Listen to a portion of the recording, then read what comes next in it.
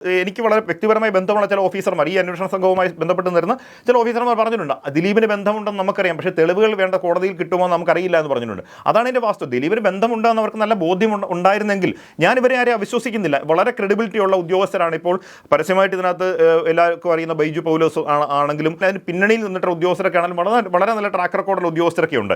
അതുകൊണ്ട് അവരെ ആരെയും അവിശ്വസിക്കുന്നില്ല. ദിലീപിനകത്ത് പങ്കുണ്ടായിരുന്നു എന്നുള്ള വാദം നമ്മൾ അംഗീകരിക്കുകയാണെങ്കിൽ തന്നെയും, പക്ഷേ അതിനോട് തെളിവുകൾ കൊണ്ടുവരാൻ അവർക്ക് കഴിയാത്തത് ആരുടെ കുഴപ്പമാണ്? അപ്പോൾ അതുകൊണ്ട് കോടതി എനിക്കതാണ് ഏറ്റവും, നമ്മൾ ഈ ദിലീപിനെ അവർ ആക്ഷേപിക്കുന്നു എന്നുള്ളതല്ല, ഒരു കോടതി പോലെ സംവിധാനം ഇതിലൊരു തീർപ്പ് കൽപ്പിച്ച് കഴിയുമ്പോൾ ആ സംവിധാനത്തെയും വെല്ലുവിളിച്ചുകൊണ്ട് മുൻപെങ്ങുമില്ലാത്തവർ അതിനെ അറ്റാക്ക് ചെയ്യുന്നു എന്നുള്ളതാണ് നമുക്കൊക്കെ ഏറ്റവും കഷ്ടമായി തോന്നുന്നത്. അങ്ങനെ എങ്ങനെ മുന്നോട്ട് പോകാൻ കഴിയും? നമുക്ക് മാധ്യമപ്രവർത്തകരില്ലേ, ഒരു റൂൾ ഓഫ് ലോ നിലനിൽക്കുമ്പോൾ അതിനെ പരിഗണിക്കണമല്ലോ. കുറഞ്ഞ പക്ഷം എല്ലാ കാലത്തും പോലീസ് വിഷയങ്ങൾ കൈകാര്യം ചെയ്യുമ്പോൾ മാധ്യമപ്രവർത്തകർ ഏറ്റവും അടിസ്ഥാനപരമായി ചെയ്യേണ്ടതാണ് പോലീസിൻ്റെ വേർഷൻസിനെ ക്രോസ് ചെക്ക് ചെയ്യുക എന്നുള്ളത്.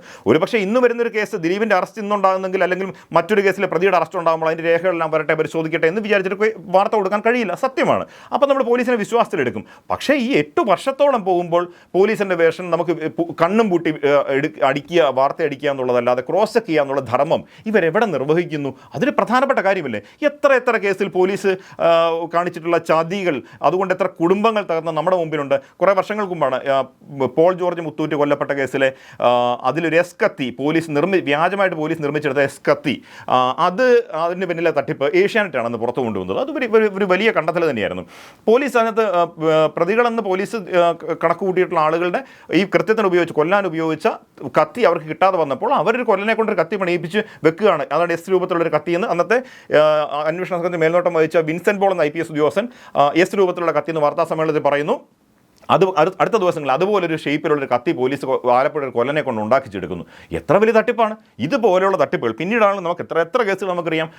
തിരുവനന്തപുരത്ത് കടക്കാവൂരിൽ 2-3 വർഷം മുമ്പല്ലേ മകനെ പീഡിപ്പിച്ച അമ്മയ്ക്ക് പോക്സോ കേസ് ചുമത്തി. പിന്നീട് മാധ്യമങ്ങളും കോടതി ഇടപെടുമ്പോഴാണ് ആ കേസ് ഒഴിവായി പോകുന്നത്. ഇപ്പം കഴിഞ്ഞ വർഷമല്ലേ പേരൂർക്കടയിൽ ബിന്ദു എന്ന് പറഞ്ഞ ഒരു സ്ത്രീ പേരൂർക്കട പോലീസ് സ്റ്റേഷൻ തന്നെ മാലമോഷണം എന്ന് പറഞ്ഞ ഒരു കള്ളക്കേസ് എടുക്കുകയും ഭീഷണിപ്പെടുത്തുകയും ചെയ്ത ശേഷം പിന്നീട് മാധ്യമങ്ങൾ ഇടപെട്ടപ്പോഴാണ് അതിലും തിരുത്തലിന് തയ്യാറായത് എന്ന് പറഞ്ഞ പോലെ എത്ര കേസുകൾ. അപ്പം അത്തരം എല്ലാം മാറ്റിവെച്ചിട്ട് നമ്മൾ പോലീസിൻ്റെ വേർഷൻ നമ്മൾ ക്രോസ് ചെക്ക് ചെയ്യുന്നേ ഇല്ല. നമ്മൾ അത് മാത്രമാണ് നമ്മുടെ വേദവാക്യം. കോടതി പോലും കോടതി എന്ത് പറഞ്ഞാൽ പോലും നമുക്കത് പ്രശ്നമല്ല എന്ന തരത്തിൽ മുന്നോട്ട് പോകുന്നതിനാണ് നമ്മൾ ചോദ്യം ചെയ്യേണ്ടതെന്ന് തന്നെ ഞാൻ കരുതുന്നത്.